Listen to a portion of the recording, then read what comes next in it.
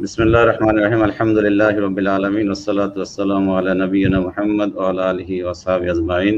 রব্বি ইশরাহ লি সাদরি ওয়া ইয়াসসির লি আমরি ওয়াহলুল উকদাতাম মিন লিসানি ইয়াফকাহু কওলি। রব্বি জিদনি ইলমা ওয়ারযুকনি ফাহমা। আল্লাহুম্মা রব্বি ইয়াসসির ওয়া লা তুয়াসসির।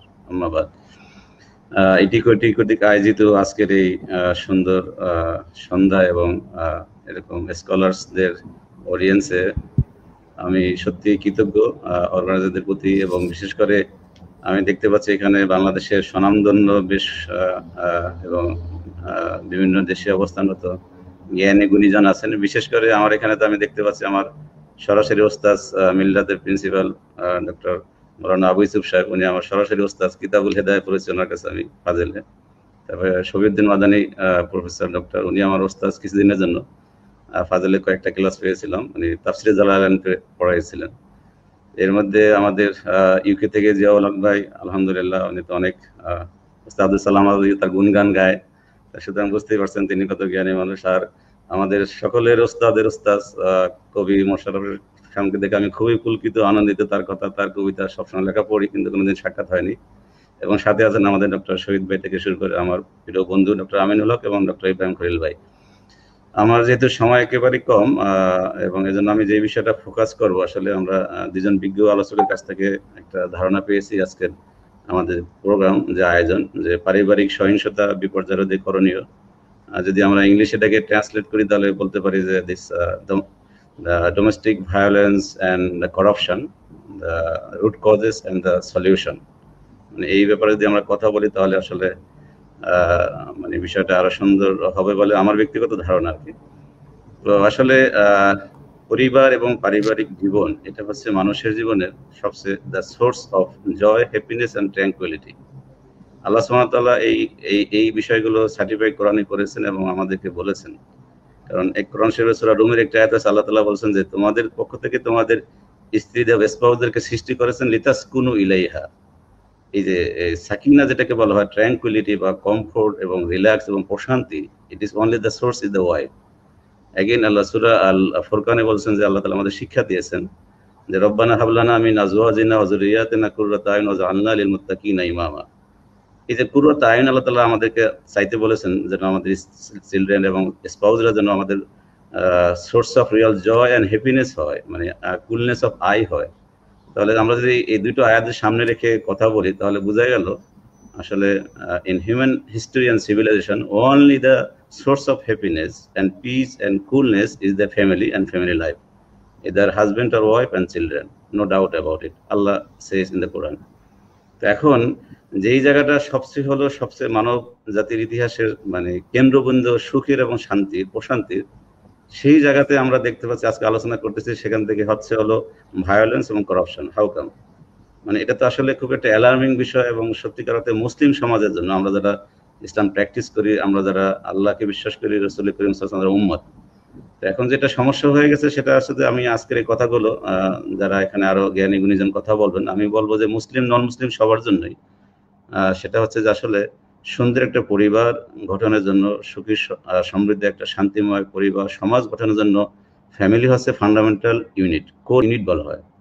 হ্যাঁ, আমাদের জিয়াউল হক যথার্থ বলেছেন এবং সার্ভে স্ট্যাটিস্টিক্স উনি দিয়েছেন বাংলাদেশের এবং ওয়েস্টের। কিন্তু ইন্টারেস্টিং হলো যে আসলে ওয়েস্টার্ন সিভিলাইজেশন বা ওয়েস্টার্ন ওয়ার্ল্ড ভিউ, মুসলিম ওয়ার্ল্ড ভিউ বা মুসলিম সমাজের অনেক কিছু ধ্বংস করতে পেরেছে, economically, culturally, religiously, politically, socially, so and so. But only one thing still they could not demolish and destroy, that is the family institution in the among the Muslim societies. মানে এখনো western world বা western civilization এখনো Muslim পরিবারকে একেবারে ধ্বংস করে দিতে পারেনি, but still they are trying, বা আমরা ইনফ্লুয়েন্স হয়ে যাচ্ছে আর কি।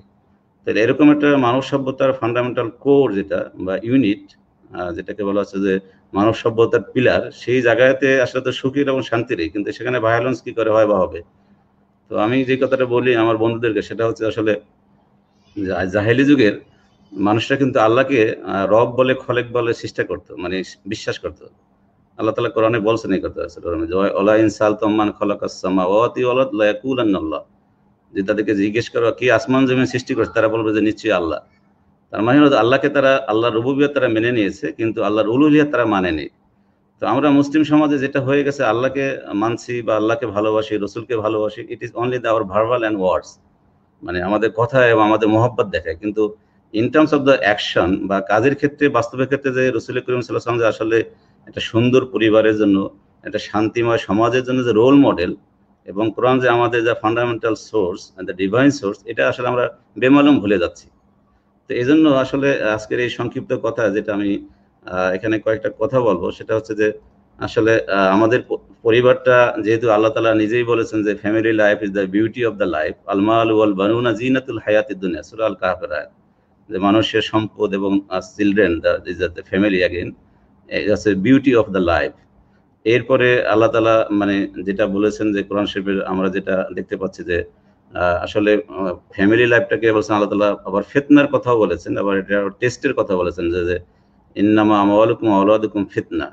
তাহলে অ্যাগেইন, তো এই ফ্যামিলি যদি একটা দুর্গ হয়ে থাকে, ফোর্ট হয়ে থাকে বা কিলা হয়ে থাকে, যেটা আরবিতে বলে কিলা, এই দুর্গের ইন্টারনাল মেন্টর বা সুপারভাইজার বা সুপারিনটেন্ডেন্ট হচ্ছেন হলো মাদার, মানে wife. Again the external mentor বা সুপারভাইজার হচ্ছেন হলো ফাদার। তাহলে এই ফোর্টটাকে যদি আমরা সুরক্ষা করতে চাই, তাহলে আসলে আমাদের যেটা করণীয়, আমাদের যে সমস্ত রেসপন্সিবিলিটিগুলো, সেগুলো আমরা আসলে কতটুকু আমরা ওয়াকিফাল বা আমরা কতটুকু অ্যাওয়ার। কারণ এখানে আমাদের বিজ্ঞ দুজন কথা বলেছেন, আমি আর রিপিট করবো না, কিন্তু আমার কাছে মনে হয়েছে যে আসলে আজকের বিষয়টা হচ্ছে অত্যন্ত গুরুত্বপূর্ণ। এই জন্য it is actually belong to the parenting course.